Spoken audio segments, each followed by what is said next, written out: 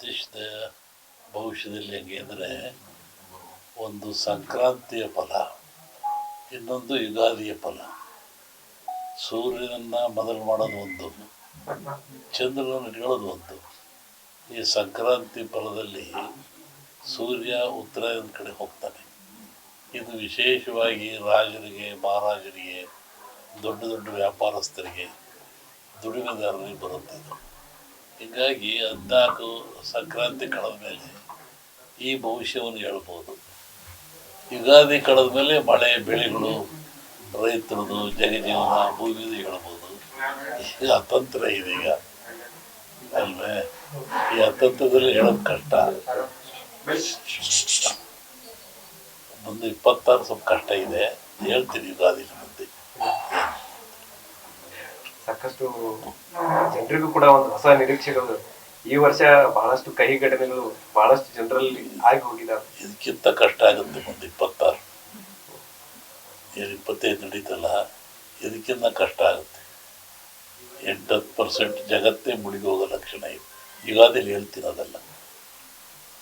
ರಾಜಕೀಯದಲ್ಲೂ ಸ್ವಲ್ಪ ರಾಜಕೀಯದಲ್ಲಿ ಹೇಳಿದ್ನಲ್ಲ, ಮೈಸೂರಾಗಿ ಸಂಗಮೇಶ್ವರನಲ್ಲಿ ವನೈ ಆದರೆ ಒಳಹಡ್ಡ ಬಂದಿದೆ. ಹಿಂದೆ ಹೇಳಿದ್ದೆ ನಾನು, ಹಾಲು ಮತ್ತು ಸಮಾಜದವ್ರ ಹತ್ರ ಅಧಿಕಾರವನ್ನು ಬಿಡಿಸ್ಕೊಳ್ಳೋದು ಕಷ್ಟ ಅಂತ. ಅವರಾಗಿ ಬಿಟ್ಟರೆ ಅವಕಾಶ ಇದೆ, ಇಲ್ಲದೆ ಇರೋದ್ರು ಕಷ್ಟ. ಸಂಕ್ರಾಂತಿ ಕಳಿಬೇಕು, ಆಮೇಲೆ ಅರಸನ ಭಂಡಾರ, ಬಡ್ಜೆಟ್ಟು ಇದೆಲ್ಲ ಆಗಬೇಕು.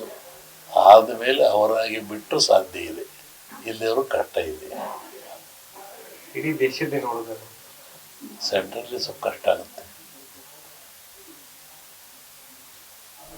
ಇದಕ್ಕೆ ಹೇಳಿದ್ದಲ್ಲ, ಅರಸನ ಅರಮನೆಗೆ ಕಾರ್ ಮೋಡ ಕವಿದಿತ್ತು ಅಂತ ಹೇಳಿದ್ದ, ಹೇಳಿಕೆ ಬಂದೆ. ಇದನ್ನು ಮೊನ್ನೆ ಹೇಳಿದ್ದಲ್ಲ, ಸಂಕ್ರಾಂತಿ ಕಳಿಬೇಕು, ಆಮೇಲೆ ಅರಸನ ಭಂಡಾರ, ಬಡ್ಜೆಟ್ಟು ಕಳಿಬೇಕು. ಅವರಾಗೆ ಬಿಟ್ಟರೆ ಅವಕಾಶ ಇದೆ. ಗುರುಗಳ, ನಂದೊಂದು ಪ್ರಶ್ನೆ ಇದೆ. ಮಹಿಳೆಯರಿಗೆ ಇರುವಂತ ಬಂಗಾರದ ಬೆಲೆ ಇಷ್ಟೊಂದು ಹೆಚ್ಚಿಗೆ ಆಗ್ತಾ ಇದೆಯಲ್ಲ, ಇದಕ್ಕೆ ಯಾವ ರೀತಿ ಬಂದಿಲ್ಲ? ನನಗೆ ಸಂಬಂಧಪಟ್ಟದ್ದಲ್ಲ. ಆಶೀರ್ವಾದ ಏನೋ ಕೇಳಿ ಬೆಲೆ ಕಟ್ಕೊಂಡು ನಾನು ಬಂಗಾರನೇ ಹಾಕಲ್ಲ, ಏನು ಮಾಡೋದು? ಆದ್ರೆ ಸಾಮಾನ್ಯರಿಗೆ ಬೇಕಲ್ಲ. ಇದು ಜ್ಯೋತಿಷ್ಯದ ಭವಿಷ್ಯದಲ್ಲಿ ಹೆಂಗೆ ಅಂದರೆ, ಒಂದು ಸಂಕ್ರಾಂತಿಯ ಫಲ, ಇನ್ನೊಂದು ಯುಗಾದಿಯ ಫಲ. ಸೂರ್ಯನನ್ನು ಮೊದಲು ಮಾಡೋದು ಒಂದು, ಚಂದ್ರನನ್ನು ಇಟ್ಕೊಳ್ಳೋದು ಒಂದು. ಈ ಸಂಕ್ರಾಂತಿ ಫಲದಲ್ಲಿ ಸೂರ್ಯ ಉತ್ತರಾಯಣದ ಕಡೆ ಹೋಗ್ತಾನೆ. ಇದು ವಿಶೇಷವಾಗಿ ರಾಜರಿಗೆ, ಮಹಾರಾಜರಿಗೆ, ದೊಡ್ಡ ದೊಡ್ಡ ವ್ಯಾಪಾರಸ್ಥರಿಗೆ, ದುಡಿಮೆದಾರರಿಗೆ ಬರುತ್ತೆ ಇದು. ಹೀಗಾಗಿ 14 ಸಂಕ್ರಾಂತಿ ಕಳೆದ ಮೇಲೆ ಈ ಭವಿಷ್ಯವನ್ನು ಹೇಳ್ಬೋದು. ಯುಗಾದಿ ಕಳೆದ ಮೇಲೆ ಮಳೆ, ಬೆಳೆಗಳು, ರೈತರದು, ಜಗಜೀವನ, ಭೂಮಿದು ಹೇಳ್ಬೋದು. ಈಗ ಅತಂತ್ರ ಇದೆ ಈಗ ಅಲ್ವೇ. ಈ ಅತಂತ್ರದಲ್ಲಿ ಹೇಳೋದು ಕಷ್ಟ. ಮುಂದೆ 26 ಸ್ವಲ್ಪ ಕಷ್ಟ ಇದೆ, ಹೇಳ್ತೀನಿ ಯುಗಾದಿ ಮುಂದೆ. ಸಾಕಷ್ಟು ಜನರಿಗೂ ಕೂಡ ಒಂದು ಹೊಸ ನಿರೀಕ್ಷೆಗಳು. ಈ ವರ್ಷ ಬಹಳಷ್ಟು ಕಹಿ ಘಟನೆಗಳು ಬಹಳಷ್ಟು ಜನರಲ್ಲಿ ಆಗಿ ಹೋಗಿದ್ದಾವೆ. ಇದಕ್ಕಿಂತ ಕಷ್ಟ ಆಗುತ್ತೆ ಮುಂದೆ 26. 25 ನಡೀತಲ್ಲ, ಇದಕ್ಕಿಂತ ಕಷ್ಟ ಆಗುತ್ತೆ. 8-10% ಜಗತ್ತೇ ಮುಳುಗಿ ಹೋಗೋ ಲಕ್ಷಣ ಇದೆ. ಯುಗಾದಿಲಿ ಹೇಳ್ತೀನಿ ಅದೆಲ್ಲ. ರಾಜಕೀಯದಲ್ಲೂ ಸ್ವಲ್ಪ ರಾಜಕೀಯದಲ್ಲಿ ಹೇಳಿದ್ನಲ್ಲ, ಮೈಸೂರಾಗಿ ಸಂಗಮೇಶ್ವರನಲ್ಲಿ ವನೈ ಆದರೆ ಒಳಹಡ್ಡ ಬಂದಿದೆ. ಹಿಂದೆ ಹೇಳಿದ್ದೆ ನಾನು, ಹಾಲು ಮತ್ತು ಸಮಾಜದವ್ರ ಹತ್ರ ಅಧಿಕಾರವನ್ನು ಬಿಡಿಸ್ಕೊಳ್ಳೋದು ಕಷ್ಟ ಅಂತ. ಅವರಾಗಿ ಬಿಟ್ಟರೆ ಅವಕಾಶ ಇದೆ, ಇಲ್ಲದೆ ಇರೋದ್ರು ಕಷ್ಟ. ಸಂಕ್ರಾಂತಿ ಕಳಿಬೇಕು, ಆಮೇಲೆ ಅರಸನ ಭಂಡಾರ, ಬಡ್ಜೆಟ್ಟು ಇದೆಲ್ಲ ಆಗಬೇಕು. ಆದಮೇಲೆ ಅವರಾಗಿ ಬಿಟ್ಟು ಸಾಧ್ಯ ಇದೆ, ಇಲ್ಲಿಯವರು ಕಷ್ಟ ಇದೆ. ಇಡೀ ದೇಶದ ನೋಡಿದ್ರೆ ಸೆಂಟ್ರಲ್ಲಿ ಸ್ವಲ್ಪ ಕಷ್ಟ ಆಗುತ್ತೆ. ಇದಕ್ಕೆ ಹೇಳಿದ್ದಲ್ಲ, ಅರಸನ ಅರಮನೆಗೆ ಕಾರ್ ಮೋಡ ಕವಿದಿತ್ತು ಅಂತ ಹೇಳಿದ್ದ, ಹೇಳಿಕೆ ಬಂದೆ.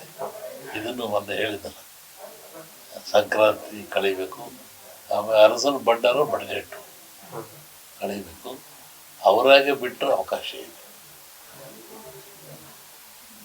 ಗುರುಗಳ ನಂದೊಂದು ಪ್ರಶ್ನೆ ಇದೆ. ಮಹಿಳೆಯರಿಗೆ ಇರುವಂತ ಬಂಗಾರದ ಬೆಲೆ ಇಷ್ಟೊಂದು ಹೆಚ್ಚಿಗೆ ಆಗ್ತಾ ಇದೆಯಲ್ಲ, ಇದಕ್ಕೆ ಯಾವ ರೀತಿ ಪರಿಹಾರ? ನನಗೆ ಸಂಬಂಧಪಟ್ಟದ್ದಲ್ಲ. ಆಶೀರ್ವಾದ ಏನೋ ಕೇಳಿ ಬೆಲೆ ಕಟ್ಟಿ ನಾನು ಬಂಗಾರನೇ ಹಾಕಲ್ಲ, ಏನು ಮಾಡೋದು? ಆದ್ರೆ ಸಾಮಾನ್ಯರಿಗೆ ಬೇಕಲ್ಲ.